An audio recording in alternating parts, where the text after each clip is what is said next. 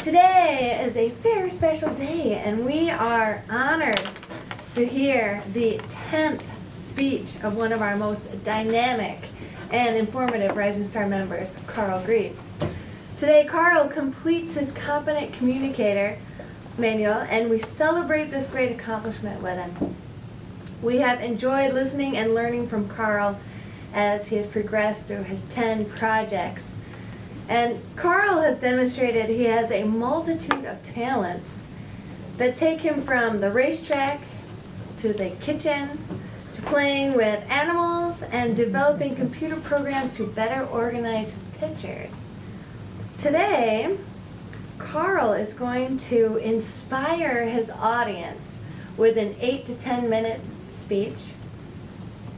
And this speech is supposed to appeal to the audience to improve ourselves personally, emotionally, professionally, or spiritually.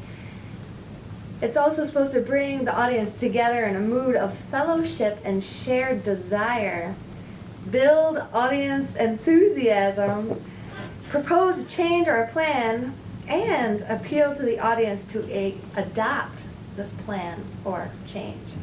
So quite a feat that Karl has on his plate today. Karl has a view and approach on life that is certainly the full metal jacket, and we have really enjoyed hearing all 9 speeches, and now it is my greatest honor to invite our speaker today to share with us his number 10. Please help me welcome Karl Grieve.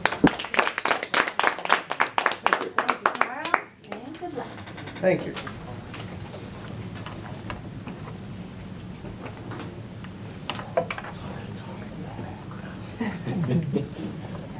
I have to push a button? No, you don't. Okay. Well, when I was a kid, our grandmother's house was in Roscommon. For those of you who don't know, Roscommon's a little town of about 1,000, right up in the middle of north central Michigan. And it was an old house. It was part dirt, had a 7-foot ceiling, so it was kind of low and it was kind of dark. It was kind of dirty down there, and my grandmother didn't like us playing down there because it was kind of dirty. But my brother Dan and I used to go down there a lot, and that was to explore. And my late grandfather was a pharmacist, and he had this apothecary box full of all these little medicinal herbs and roots and even a couple of bugs in one of them. That was great to explore. Cigar boxes full of hardware parts, and a couple of dressers that were full of treasures, as we called them. And one day we found this little cardboard box that was filled with soapstone. It turns out it was a little soapstone carving kit. And we brought that upstairs. Come here, please, please, come here, please, come here. Yes, you can carve stone. So my older sister Leslie, she got a piece. It was kind of like this. It was kind of flat. She took it and she got to work, working on something. I had this block. It was kind of rectangular. I got that piece. Okay, I'm going to make something. What am I going to make on this? I'm going to be a dog. Maybe I could do like this horse head chess piece or something like that. Maybe I could do an Eiffel Tower. That'd be really cool. So I'm the engineer. I wasn't an engineer back then. I just didn't do it as a profession yet. But so this isn't just art. I got to engineer something. How am I going to make it? What tools am I going to use? Does it have to be 3D or just to do something on the front? Well, by the end of the day, Leslie had a nice little bas relief of a horse trotting along because she was big into horses at the time. And I had a block of soapstone with a couple little pieces notched out of it. So, what's my point there? I spent the entire time thinking about the perfect idea, coming up with the perfect idea, and I didn't create a thing. Fast forward to the present. I'm in Toastmasters. I have to come up with 10 speeches. What am I going to talk about? It's kind of the same trap here. What is the best possible subject for how to say it speech? What is the perfect subject for organizing your speech? Well, it's not good for 2 reasons. One, usually the harder you think about something, the less inspiration you have. And 2, it's kind of backwards. Let's think of a business presentation that the subject is chosen for you. You have a project, whatever, that, okay, here's your project. Now you have to figure out how you need to organize it. So, too bad that Matt Powell isn't here, because I was going to ask him, you know, so do you start out with a really great picture of a gas pipeline and then build a project around it? It's like, no. You have some project that addresses a business need, and then you create the visuals to tell your story. You have a business need, you organize your speech to make your points. Your visuals might change. Is this a project presentation to senior management, or is it something that you're going to have in a public information session? And what about you? And you? And all of us? We're all here to become better speakers. How? By speaking? Of course. But does it matter that you have the perfect subject? No, it doesn't. There's nothing to keep you from speaking about anything you want. Do you like to cook, like I do? Speech number 3, I talk about knives. You like to quilt? Fine, bring in a quilt. Use it as your visual aid for speech about making quilts. It's something you like to do. What matters is that you just deliver it in an organized way. Do you have some vocal variety? Maybe some gestures? People are going to want to hear what you have to say. Oh, but then you say, oh, I don't know what to create.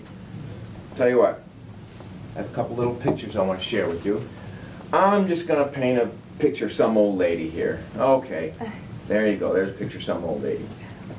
Well, I'm just going to carve a statue of some guy. Okay. I don't know what to write about. Maybe I'll just write about a story about some guy who catches a fish. Or maybe a story about the one that got away. So, now think about these for just a second. All these things I just showed you. Is it the genius is in the subject that he painted a picture of a lady? No, it's in the execution. You don't have to worry about giving the perfect speech. You don't have to worry about the perfect subject. You don't try and win a baseball game for swinging for a home run at every time the pitch comes across. And you don't try and win a football game by trying to throw the perfect 60-yard bomb right into the receiver's thing in the end zone. No. And that brings me back to my soapstone story. My initial reaction was, I've got to create the perfect little object of art. My sister, she just went off and said, I'm just going to make a horse. Came up with this nice little thing by the end of the day. I was so busy worried about perfection that I ended up achieving nothing. So then I ask all of you, what is your next speech project? Stop worrying about coming up with the perfect subject to align with whatever project that is. Don't worry about it. What do you like to do? What inspires you? Is it your family? Your hobbies? Anything. Just come up with anything. One of the reasons I'm here is to become a better speaker. And I'd surmise that all of you are here for the same reason. But another reason why I'm here is to hear your stories. I want to hear what you have to say. Tell me a funny story. Tell me a sad story. It could be informational. It could be inspirational. But this is Toastmasters. We're here to speak, and I would love to hear what you have to say.